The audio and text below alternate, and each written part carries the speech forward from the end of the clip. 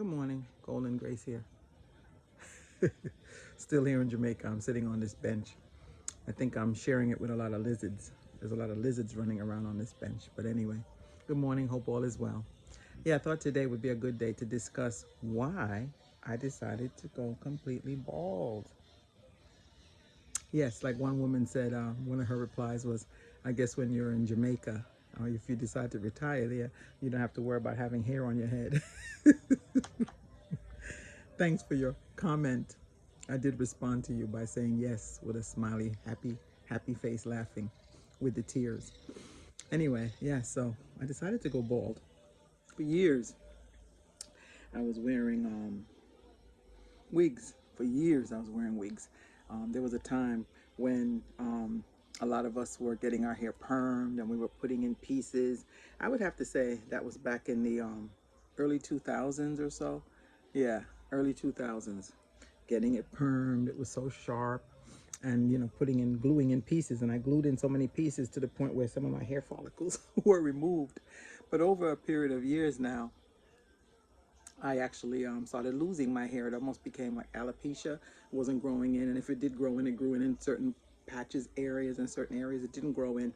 And then I was put on blood pressure medicine because, you know, being a single mom and raising children and working and trying to maintain everything, and living in New York.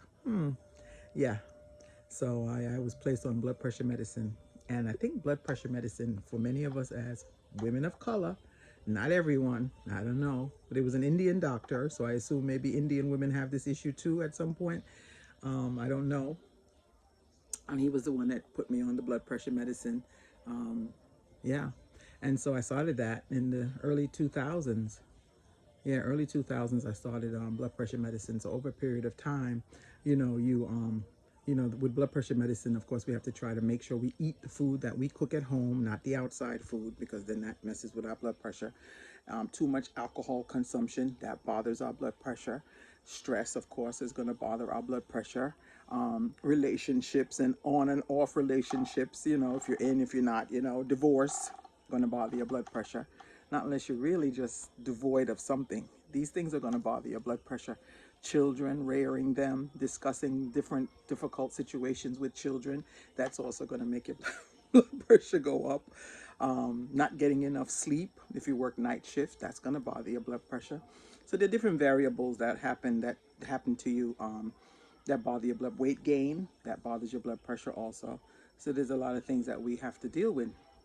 So over a period of time, and as of recently, I said, you know something, I'm going to shave. Now there's days I will of course put on my wig, but I'm still trying to like get used to all of this. Like, okay, let's shave it all off. My son does an excellent job cutting hair, so he shaves it all off for me also. Every month or so I get it all shaved down, and I noticed recently it's not really growing much at all.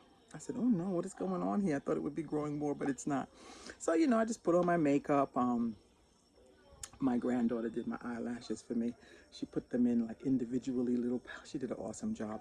So anyway, I'm really pleased of how she did that for me. So I just have a tad of makeup on, and then I go bald, or I put on a wig, or whatever I choose to do. It's very freeing. It's a very freeing feeling. So I'm enjoying this look. You go to the beach or you walk around, especially in the sun here in Jamaica. It's just nice. It's like, ooh, I'm free. Shave it off, put some coconut oil on your face, put some coconut oil on your head, and then you're just ready to go. So that's what's going on, guys. I'm sitting on this bench, and I don't know if you realize that when you use bamboo and you make a bench, or you use bamboo, maybe many of you out there are very sophisticated and you know these things. But I literally looked it up because I used to always hear my cousin say, you have to cut the bamboo when the moon is full. Well, I never knew why you had to cut the bamboo when the moon is full. And the reason why you cut the bamboo when the moon is full is because there's less weevil or less sugar in the bamboo, so the weevil doesn't come. Not that there's less weevil, but the weevil doesn't come and eat the bamboo so quickly. So you pick your bamboo when you're going to make a bench or whatever you're going to make when the moon is high. See? Our ancestors, brilliant. They knew this. How they know these things, I don't know, but they know these things.